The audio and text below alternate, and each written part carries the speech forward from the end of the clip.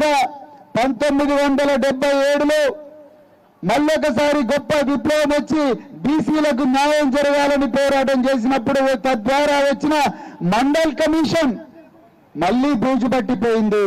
1990లో ఆనాడు కాంశీరామ్ గారు, శరద్ యాదవ్ గారు, మరెందరో నేతలు పోరాడి మండల్ కమిషన్ మరి అమలు చేయిస్తే ఆనాడు కాంగ్రెస్ పార్టీ నాయకులైన దివంగత రాజీవ్ గాంధీ గారు ఏమన్నారు, ఇది ఒక రాజకీయ కుట్ర, అందుకొరకు మేము దీన్ని వ్యతిరేకిస్తున్నామని చెప్పడం జరిగింది. దేశం విధ్వంసం అవుతామని ఆయన చెప్పడం జరిగింది. ఆనాడు బీజేపీ ప్రభుత్వం కూడా మరి ఇది ఇట్లా చేస్తే మేము ఒప్పుకోము అని చెప్పి ఆనాడు వీపీ సింగ్ ప్రభుత్వానికి మద్దతు కూడా ఉపసంహరించిన చరిత్ర మరి ఆనాడు ఉన్నది. మీకు ఇంకొక విషయం చెప్పాలి, 1992లో మండల్ కమిషన్ వచ్చిన తర్వాత కేవలం ఉద్యోగాల్లో మాత్రమే మండల్ కమిషన్ అమలు చేసింది మిత్రులారా. 1995లో నేను ఐపీఎస్ లో చేరినప్పుడు మొట్టమొదటిసారిగా కేంద్ర ప్రభుత్వ ఉద్యోగాలలో బీసీ సోదరులు రిజర్వేషన్ తో వచ్చిండ్రు. 1947లో స్వాతంత్రం వస్తే 1995లోనే బీసీ సోదరులకు మరి కేంద్ర ప్రభుత్వ ఉద్యోగాల్లో రిజర్వేషన్ వచ్చింది. ఇంకొక విషయం కూడా చెప్పాలి మీకు, విద్యా సంస్థల్లో, కేంద్ర విద్యా సంస్థల్లో బీసీలకు రిజర్వేషన్ ఎప్పుడు వచ్చిందో తెలుసా?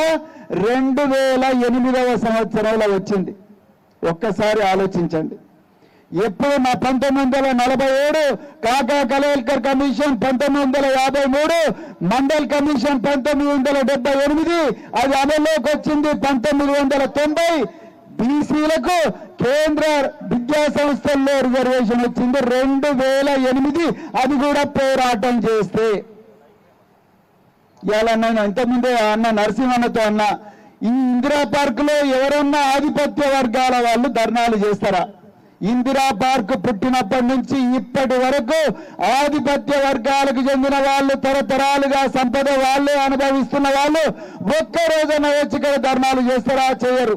ఈ సమాజంలో 99% ఉన్న మనము ప్రతిరోజు కూడా ధర్నాలే చేస్తా ఉన్నాం. ఇక్కడున్న ఎవరిని అడిగినా కూడా వాళ్ళు బహుజన వర్గాలకు చెందిన వాళ్ళే ఉంటారు.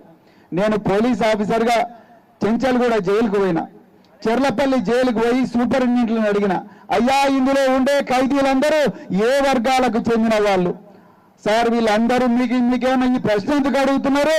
వీళ్ళందరూ కూడా ఎస్సీలు, ఎస్టీలు, బీసీలు, మత మైనారిటీలు ఉంటారు సార్, వేరే వాళ్ళు ఎవరు ఉంటారు?